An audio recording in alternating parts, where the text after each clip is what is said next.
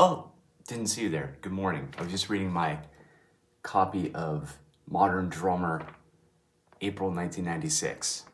I'm a little behind, so trying to get ahead on all the modern drummer things that have happened in the last 30 years. Jokes aside, JJ here.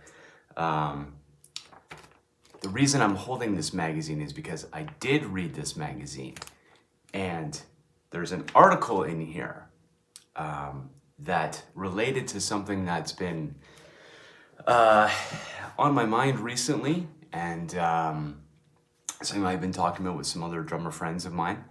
And it's in regards to drum tuning. And I recently just did a video that was kind of focused on my drumhead selection, particularly the brand Aquarian, who I've been using now for the past few years and extremely happy with. And in that video, which I can possibly link down below if you're curious to watch that, I talked a little bit about some of my tuning methodology. And what I dipped into was a methodology that I couldn't quite remember where I had heard it, or who was a real purveyor of that method of tuning. And while I was reading April 1996 Modern Drummer, which I may have read previously and had no idea or couldn't remember, I came across an interview. It was more like a question that someone wrote in for someone, which magazines, that's what we used to do back in the day before the internet. Used to have to write a letter to a magazine and hope that somebody saw it and would pass the message along for you. Yeah, really dating myself there. So, reading this magazine, see this letter from someone, and it's addressed to Jeff Ochiltree. So if you're unfamiliar with Jeff Ochiltree, he is, it's not a fact, but speculatively, he might be perhaps the first person who was ever, kind of a drum tech. And specifically, he worked with a lot of rock drummers, back in the late 60s. One of those drummers happened to be John Bonham. And Jeff Ochiltree, there's a lot of things he was doing to the drums for John Bonham that kind of specifically helped dial in what is perhaps one of the most renowned drum sounds ever, from one of the most famous drummers. And I've never seen anything with John Bonham talking about Jeff Ochiltree specifically, but if you read enough things with Jeff and how he speaks, I think it's fairly obvious to see that he had a huge influence in John Bonham's drum sound, and in large, bigger picture, a real influence in the drum sound of rock and roll. So when you get into this letter, the person was specifically asking Jeff about how they got to John Bonham's drum sound, microphones they use, some head selection. Jeff goes through and he lists the microphones that they tended to use with John Bonham's kit. I think it's pretty well known that, it's a lot of minimal miking with John Bonham's setup. A lot of people and a lot of different musicians will, get into his drum sound, and they'll basically kind of, send the idea that the sound was in John Bonham. He could sit down at any drum set, it would sound like that. The sound was in his hands, it was in his feet. Regardless of the equipment, he was loud, he was, proficient, and all those things that he's well known for.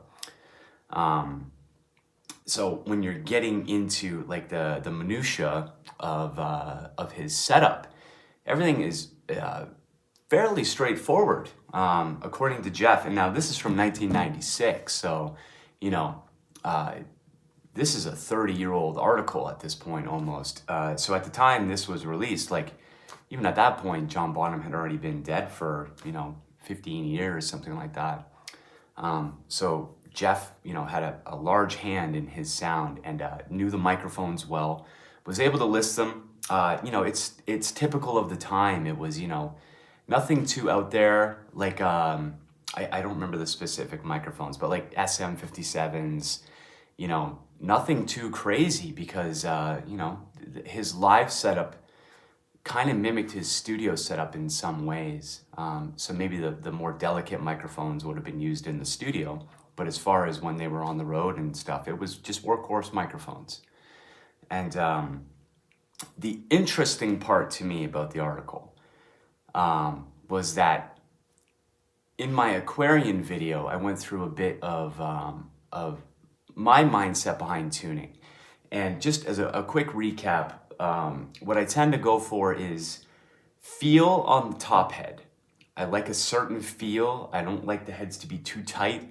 I like to kind of dig into the heads. For toms, it feels better to me. With snares, I tend to tune a bit on the higher side, because I'm playing a lot of more intricate stickings, double strokes, things like that, and having the tighter snare head helps with that. I'm not really doing a lot of that kind of stuff on the toms per se. A few double strokes and, breaking up rolls and stuff like that between hands and accessing different drums and things. But for the most part, it's not really quick doubles or any intricate stickings or anything like that. So kind of I tend to like a sound that's on the lower end of the spectrum anyways. I use large drums, so that facilitates that. A little bit looser tuning on the top heads so I can get the feel that I like, but also achieve that kind of lower sound that I'm going for. So what that ends up doing is kind of necessitating me to look to the bottom heads to get the desired pitch that I'm after. And so I don't honestly remember the lineage of me coming to that idea. Maybe I just got tired of tweaking the top heads endlessly to try to compromise feel versus sound. And I just experimented and tried using the bottom head to get my desired pitch instead. But either way, it's something I came to and have been utilizing for probably the last at least 15 years for sure. Could be longer. I don't know. It's somewhere around that timeline. Definitely after 1996 when this article came out. And honestly, with that methodology, with getting the feel of the top heads where you want it and then using the bottom head as your pitch control, I don't see that referenced that often. I'm an avid reader of modern drummer. I have been since I was a teenager. There is a large volume of modern drummers on a shelf there, and I read them pretty frequently just to reference and look back at the past and see what was going on. So and through all that time, I hardly remember ever reading anything about bottom heads and how much influence they can have on a drum sound. To me, I could be wrong, and likely I am. It's maybe an opinion, but just the modern ethos behind drum tuning seems to be like the bottom heads are almost kind of like the forgotten, like the redheaded stepchild. They're there as an aesthetic thing to keep you from peeking inside the drum or whatever the case is. And I know there are obviously drummers that's not the case at all. Some amazing drummers, like, Simon Phillips is revered amongst pretty much every pro drummer as maybe having the best sounding drums possible. And Simon is a proponent of no muffling or very minimal muffling at best. And just resonant drums. And I'll get a bit more into an ethos that I share with him. But back into the Bonham reference here. Jeff Ochiltree talks about how important John Bonham regarded the bottom heads, and somewhat of a same kind of thing. He wanted a certain feel off of the drum, and in his case, very famously, it's been mentioned a million times in other articles and things, where John Bonham tuned a little higher than most of his peers and some other drummers, like Carmine Appice and some other drummers of the same era would often remark that they would hear John Bonham's drums and couldn't actually believe how high they were tuned for the sound that was coming out of them. And apparently, according to Jeff Ochiltree, who was the one responsible for tuning the drums during that time, the bottom heads were where John Bonham wanted to spend most of the time and actually got a lot of the sound of his drums was from the bottom head. And there's a very interesting tidbit in that article that mentions that oftentimes Jeff would set up the drums, he would have them tuned, and when they would come in to do their rehearsal or line check or whatever it was, John would sometimes alter the tuning of the bottom heads and not even touch the top heads, which is, reading that article, it kind of makes sense. In some ways, I'm following that kind of lineage. Pretty much wide open, unmuffled drums. I'm using large drums as well. Like a 12 and a 13-inch rack tom, and they're power tom size. 12 inches diameter, 11 inches deep. 13 inches diameter, 12 inches deep. And it goes like that from around the kit. These 80s Grand Star drums are power size toms.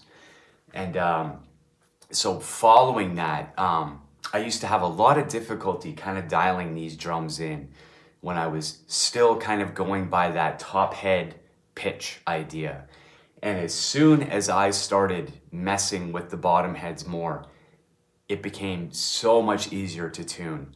I don't know if it's the relationship between the top head and the bottom head and the depth that a power size tom, whether that makes them slightly more difficult to tune in that kind of top head pitch mentality.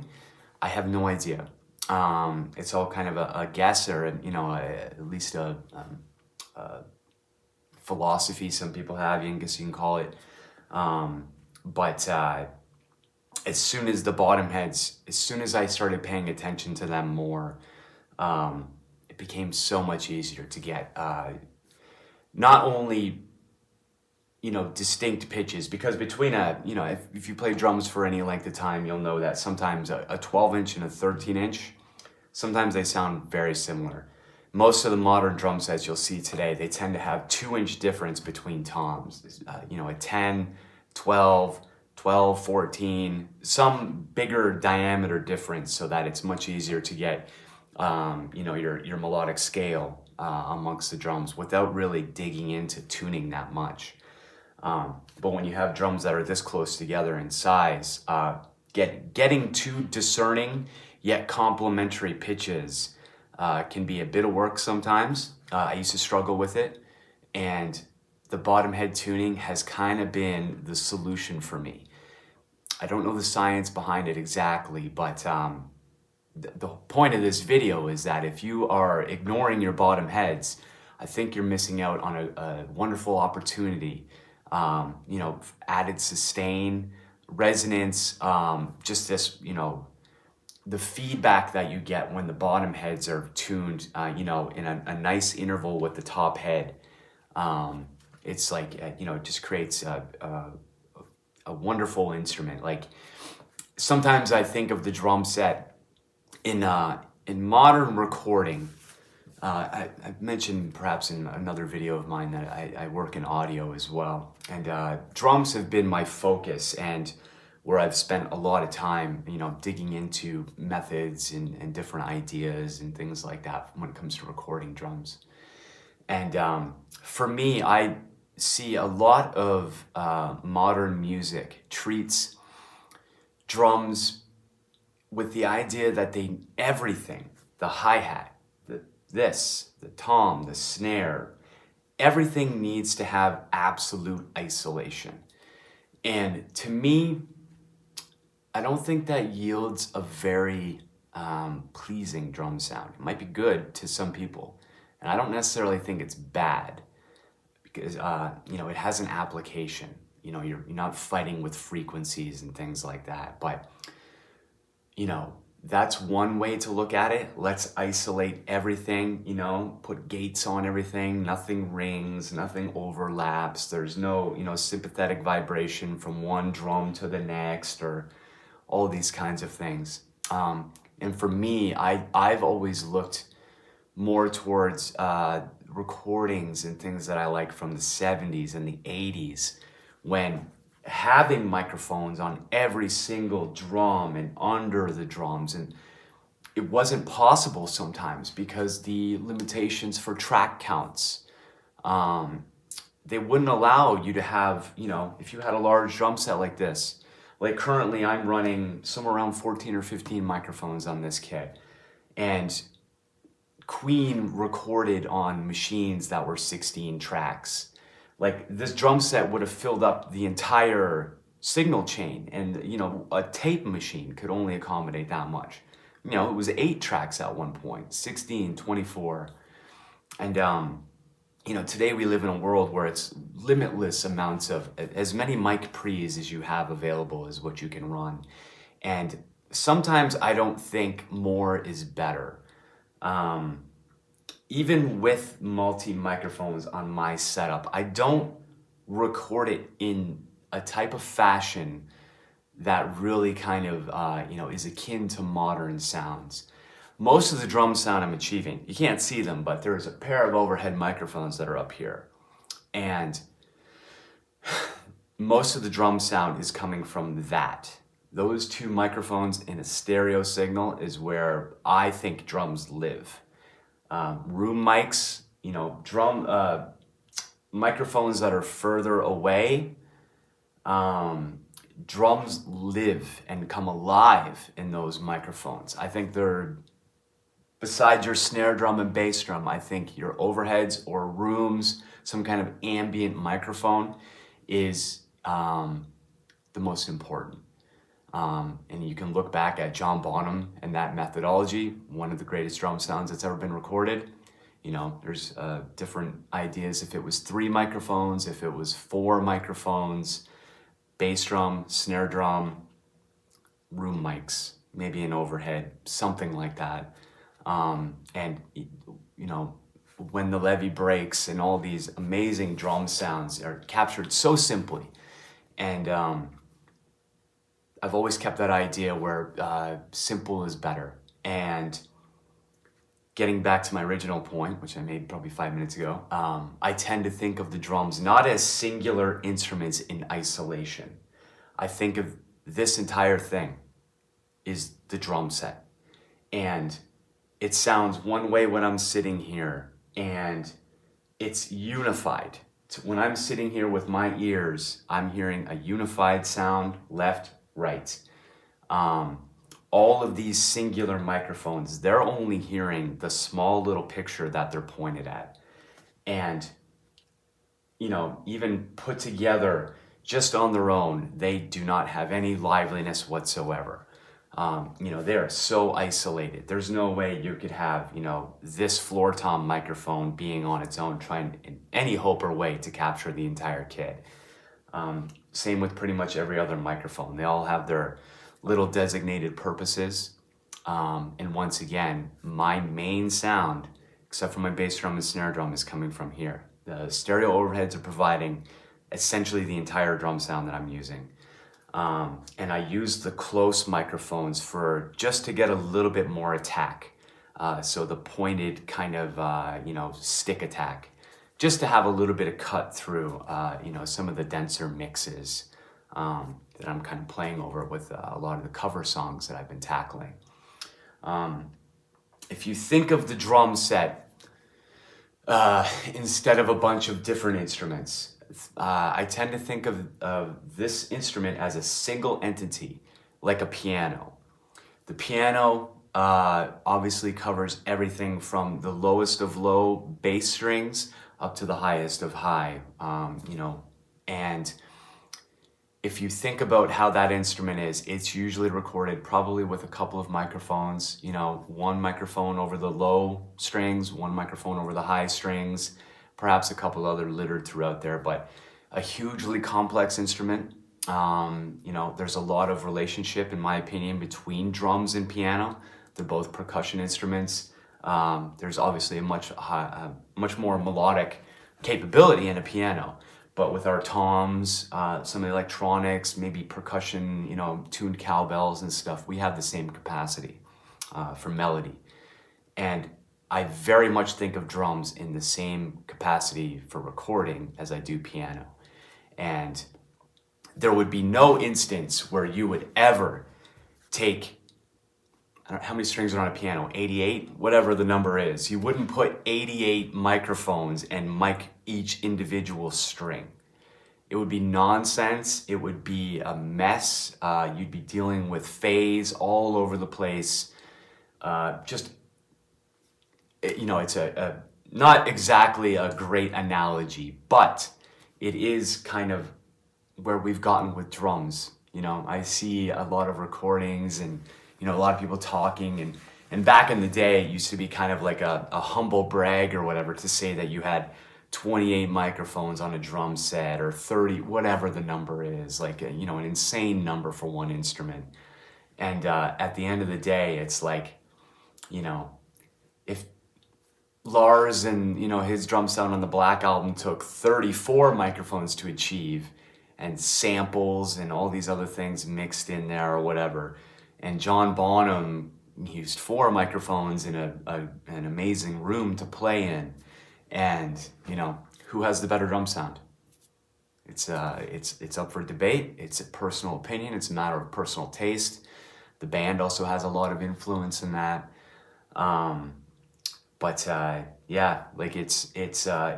very interesting to look back and have these modern drummers and these archives, because a lot of information gets lost, to the sands of time, and YouTube's been an amazing resource, but it seems a lot of times that a lot of people just kind of echo things they've seen in other YouTube videos, and just, it's not wrong by any means. There is no such thing as a mistake in music or, art or whatever. It's just what it is. It's just like, if you like it, then it's good. And what I happen to like is just a kind of a more natural drum sound. You could maybe be able to see from some of the covers that I've done that I like heavy metal music. I like, hard rock. I like a lot of genres, but my first love and my biggest love has probably always been like rock and roll and heavy metal. And, some of the greatest drum sounds that, it's like, the Dio records or the, Black Sabbath, like Vinny Appice's drum sound. It's just this very ambient, and it's, a nicely unified sound. And Simon Phillips, getting back to him, he's a master at tuning drum set. And his approach to it seems to be, he's obviously been doing a lot longer than me, but I think we're similar in this, without ever actually having spoken to him about it. I've gleaned this from what I've read, is that he tends to think of the drum set as one instrument as well. And whereas there's these weird ideas that float around with drums to me. Because I also work in audio, I see both sides of things. So as drummers, we're constantly talking about, like, we want drums to resonate and boom, this long, drawn out, sound. And there's no room for those sounds on modern recordings. It just eats up so much sonic space. So that's why you have gates. That's why you have these things in place that basically eliminate and just annihilate all of that resonance. And that resonance to me is like what makes drums drums. boom, the decay time of that sound. And when you get rid of that stuff, that's when drums start sounding artificial. That's when they start sounding more in like the realm of like, not even percussion, because percussion still has that, but just synthesized sounds.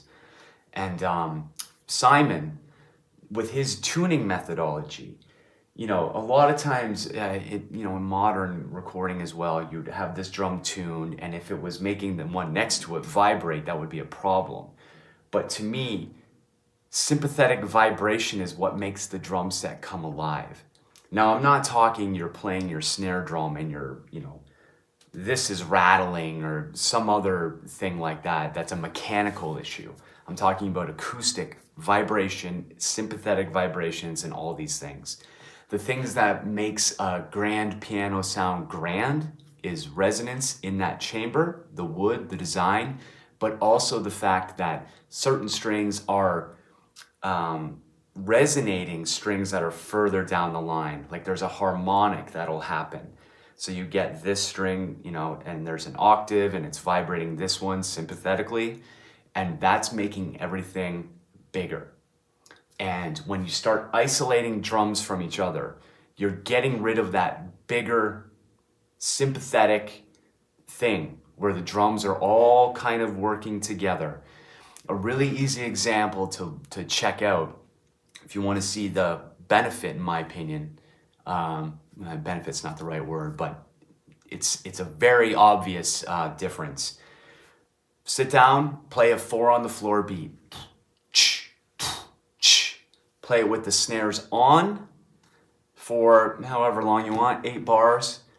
Do the exact same thing. Turn your snare wires off and feel how empty that beat feels without having the kick drum sympathetically vibrate the snare wires. It loses some level of, not wild, but like liveliness, let's call it. It's just these things live together. And as a drummer, when I'm sitting here playing, I hear those sympathetic vibrations and they're here for me. So if I was to sit down and record in that method where I'm isolating, when I would hear back, it would sound so foreign to me because it's the antithesis of what you're hearing at a drum set. There's no isolation when you're sitting in the throne. Everything is here. It's all, vibrating with each other, and it comes alive. And that's something that's missing in a lot of modern music to me. And I always thought drums, as a drummer and as an engineer as well, I always thought drums were the instrument that kind of unifies the band. It adds like if you went to see a band, it could be the exact same thing, same members, but if you take out a live drummer and you put a drum machine or a guy with a laptop just playing the exact drum or a backing track with the drums and no live drummer, I think it takes a big element out of music and the performance and everything like that. And I think the actual drum sound, a live drum sound versus a pre-recorded drum sound is just it's a different thing as well. It's a different animal. And but yeah, I thought it was so interesting to see finally another reference on paper to someone as important as Jeff Ochiltree and John Bonham, in regards to the bottom heads. And I just wanted to make this video and kind of put that out there as an alternative for somebody if you are struggling with kind of like getting a nice lively drum sound, or just experiment. If you have a preferred head that you like for feel, try messing with the bottom heads. I mean, you can make a world of difference. You can get different relationships between top and bottom, whereas with the decay of the drum, if you tune the bottom heads higher, that sounds different than if you tune the bottom heads lower. You'll get a boom if the bottom head is lower. If it's a little bit higher, you get a boom, like not quite that drastic, but it's a different sound. and it's all from the bottom head. I'm speaking mostly of toms. Now I talked about in my other video bass drums, and currently I'm running one bass drum. My right main bass drum is wide open. The only muffling that's there is the self-muffling ring that's built into the heads. Power Stroke 3, Aquarian Force 1, like those types of heads. Very, very minimal muffling. And the reason I'm doing that is because I want that drum to be lively, I want it to be louder, I want it to just have tone. I don't like a bass drum that's just cardboard box flat. I want to hear a sustain and a note. You know, it's a low note, but I want to hear something. And so that bass drum is wide open. My left bass drum has a minimal bit of muffling. I'm trying to get two different sounds from, I have the exact same bass drums. I don't want them to sound the same though. So minimal muffling with this drum just to kill the resonance. And you know, just it's not affecting the feel so much. Both bass drums feel the same. But just to get a little bit of difference, even in my playing, I can distinctly tell right bass drum from left bass drum. So it helps me with patterns and, you know, figuring out, not stickings, but sticking patterns with my feet and when I'm practicing certain rudiments and stuff like that. It just helps give a bit more clarity when you have not completely distinct sounds, but slight differences. And even as far as if, you know, in a song, I don't know if anyone is a fan, there's Michael Jackson fans, but Michael Jackson's live drummer, Jonathan Sugarfoot Moffett, amazing drummer. And he has an idea behind bass drums. He uses, you know, I don't know the sizes, might be 18, 20, 22, 24, 26. He has these insane setups that have multiple sizes of bass drums. And what he's doing is actually playing different bass drums for different phrasings. So, I mean, what you can see videos of him playing on Drumeo and different things where you can see the idea in practice where, you know, he'll play like a single note will be played on the large drum to really give it a boom, boom, like one of those. And then if he's doing a faster, maybe like a triplet or something, he has such a fast foot, he can play 5 notes in a blur, you know, easily. And if he's playing some of those faster patterns, he might go from that 24, immediately go to another pedal that's controlling his 22 or even his 20. Because on the faster patterns, he realizes that the bigger drum isn't going to respond as well to the faster groupings. So he's doing these melodic bass drum phrases, you know, and it's adding push, it's adding pull, it's adding dynamics, it's so musical, it's so cool. It's so hard to facilitate. That's the only problem with it. You have one caveat is that you need a warehouse essentially to accommodate a drum set like that. You know, another drummer, Terry Bozzio, is kind of the same idea. He's very famous for how large his drum sets are, but similar idea. He's using melodic phrasings even with his feet and bass drums. And so tuning, obviously, for the bass drums in that scenario becomes very important. It's no longer just your thud and your, you know, a dead sound. That might be one of the bass drums, but it doesn't work for all of them. And it's such a cool idea. I think it's such an underutilized, maybe like the bass drum is, it's so important in the grand scheme of music as an anchor. And it's just kind of like we settled somewhere in 1990 on this, you know, this bass drum sound. And a few bands have kind of gone back to the, you know, the more 60s, 70s, like the kind of boppier bass drum sound. And, you know, I guess it's an aesthetic thing, but in the grand scheme of like pop music and modern music, it's like we really don't have that anymore. That tonal bass drum sound, it's there for punch and impact, and that's kind of about it. Different strokes for different folks, I guess, is a good way to put it that way. But saying that, there's nothing wrong with going the opposite way of that either.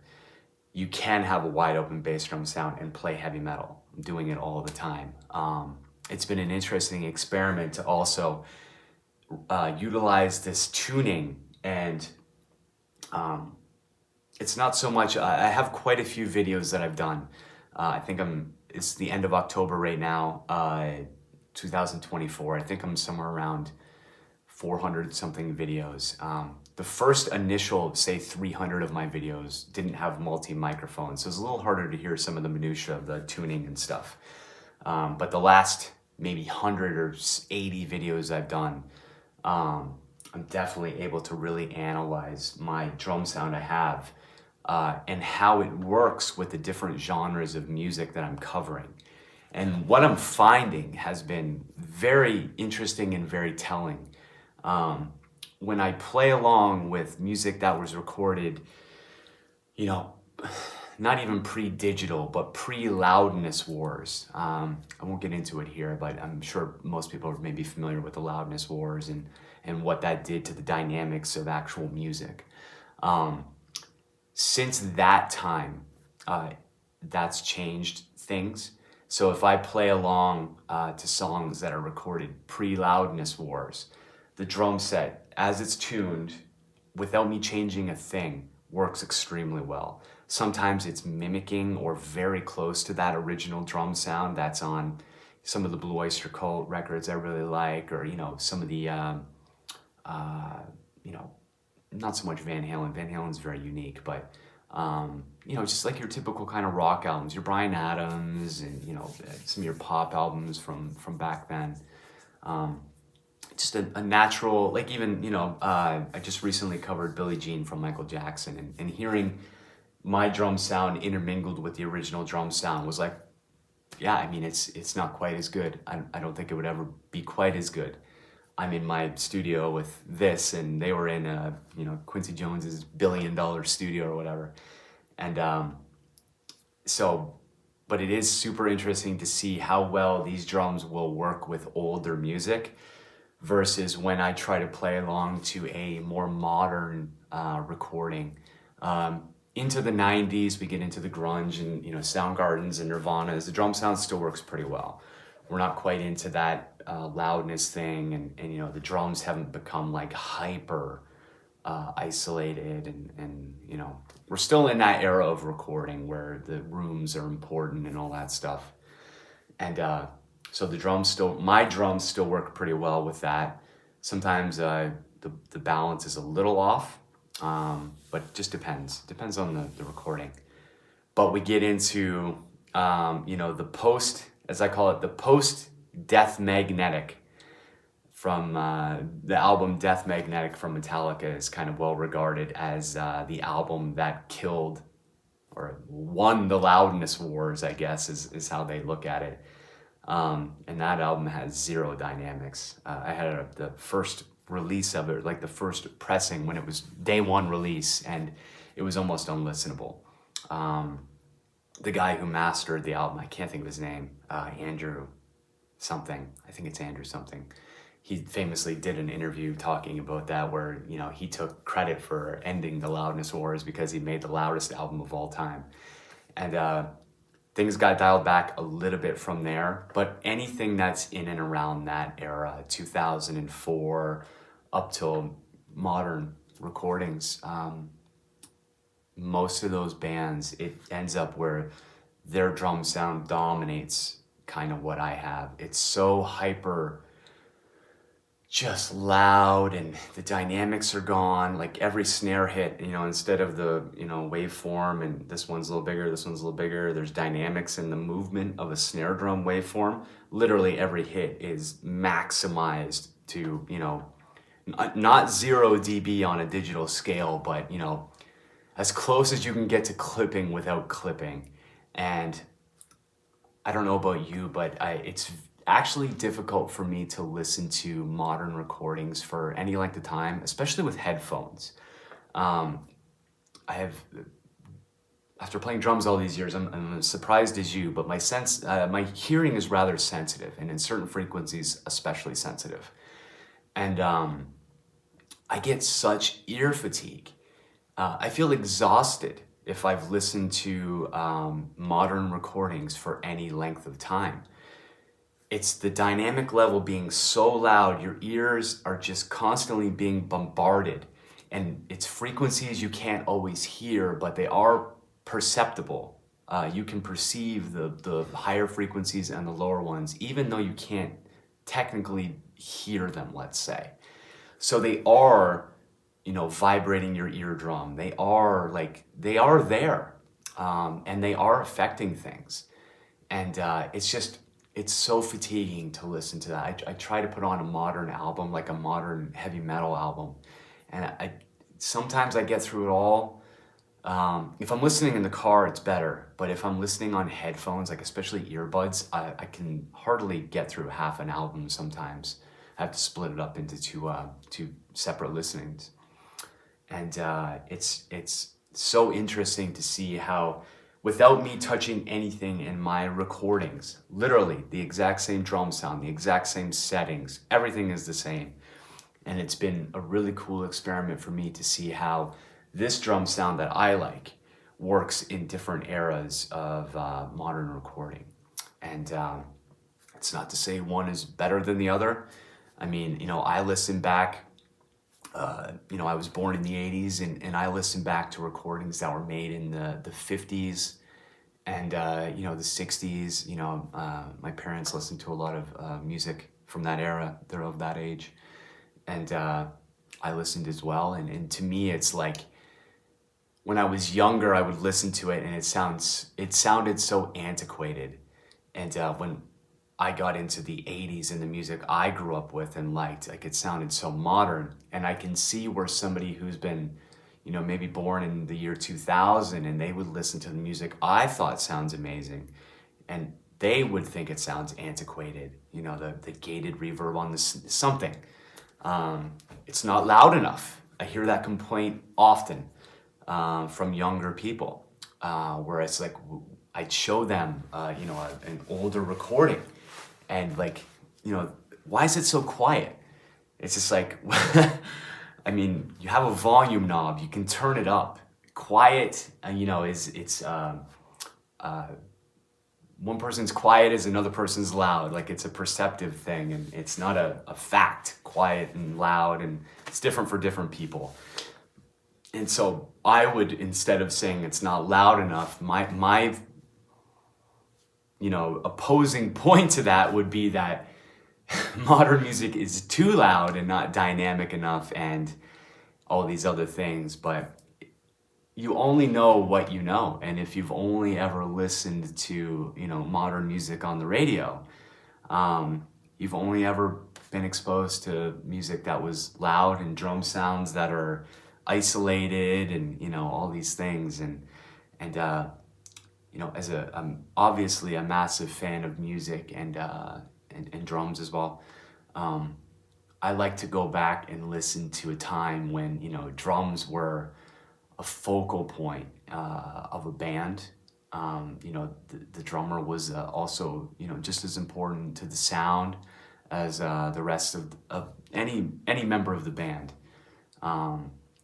There's been a few modern bands that have that same kind of thing, but it's somewhere we got to a point where the drummer was kind of considered dispensable or could be replaced by a drum machine and all those negative things. And I don't know.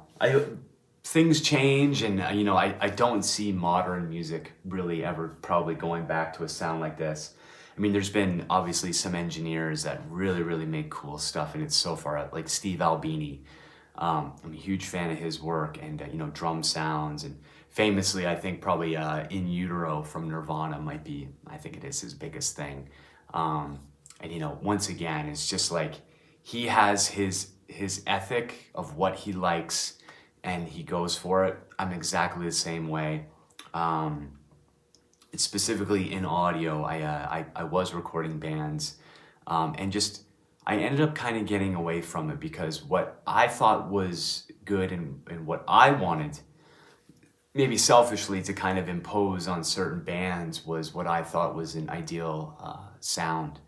And a lot of times it wouldn't really match what the bands wanted. And granted, some of these bands were younger than I was by quite a bit. And so, again, I think it might have just been exposure to the music they listened to, what they're trying to go for in their own sound.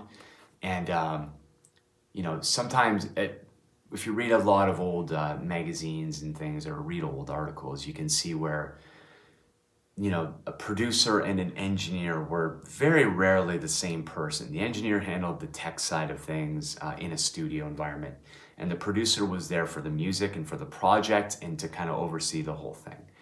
And I think the producer role has kind of disappeared in a lot of ways. I know there are some people that still do it, and that's their thing. And there's some old guys, not to say they're old, but they've been at it for a long time, and they're still producing. Rick Rubin, like some guy like that, like has no technical ability with instruments really, or recording gear, knows nothing. Self-admittedly, he knows nothing about that stuff. But he's able to like guide the music in certain directions, and I can see where like some artists wouldn't want that. They have their vision and stuff like that, but if you've brought somebody in that capacity as a second opinion, or maybe to try to get something different, or find this, if it's a new band, sometimes you're still trying to find the sound. Many bands have had multiple records, Metallica, and show me 2 Metallica albums that sound the same, like Load and Reload, recorded around the same time. All their other records couldn't be any more different from each other if you tried. And it's not until you get into their more modern recordings where you actually see it's like, okay, they've got their formula here and they're kind of sticking to it and it works for them. I'm not a hater of the new sound either, but I listen to Ride the Lightning or Master of Puppets, and those sonically, those albums are much more enjoyable for me. Nothing to do with the songs or anything. I think if you had taken the new songs from Metallica and put them in that same sound or the same aesthetic as Ride the Lightning, I think you see Metallica has been writing the same songs, and what's changed is recording methodology and their sound and their preference. Don't forget, they've been playing for 40 years and they didn't wear earplugs for most of that time. So what they're hearing is, who the hell knows what it is, but it's their stuff, and hey, it's their art. They can do whatever they want, and you can either be cool with it or not.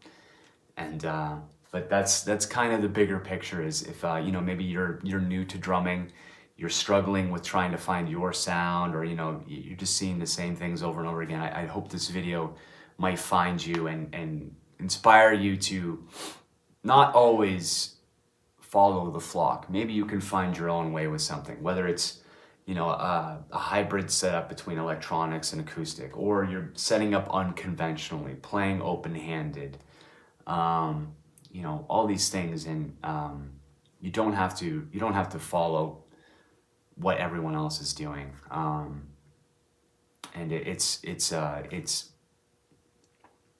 not sad, but it seems like a lot of the ideas are kind of forgotten. And I hope that there's more references to these old ideas and things. Like every new idea is old. Looking back in these modern drummers, like I can see where a product that would be released today and be considered innovative, if you look back through the archives, you'll see where that product was probably released already 30 years ago and it just failed and never went anywhere. At the right time, the right place for certain things. Maybe this tuning methodology it's out of vogue right now. It's very possible. I'm pretty out of vogue when it comes to music taste as well, so I guess that's how it goes. But yeah, I hope somebody, if you're looking for a different idea or a different experience, I'd hope that you could check this video out and experiment. If you've got time and you've got some, luckily enough, I've got different drums to experiment with and choice, and so I get to mess around with things. But I tend to, once I find something that I like, I tend to stick with it for quite a while. I'm not constantly like chasing tones or chasing new things. It takes a while to get where I'm going, but once I find it, it's kind of I don't have to think about it anymore, and tuning drums, like I've mentioned in another video, I rarely once I find the sound and get dialed in, these heads have been wonderful at holding their tuning and not having to mess around a lot to stay in the wheelhouse that I like. So yeah, this has been the one about drum tuning. Hope you enjoy. Cheers.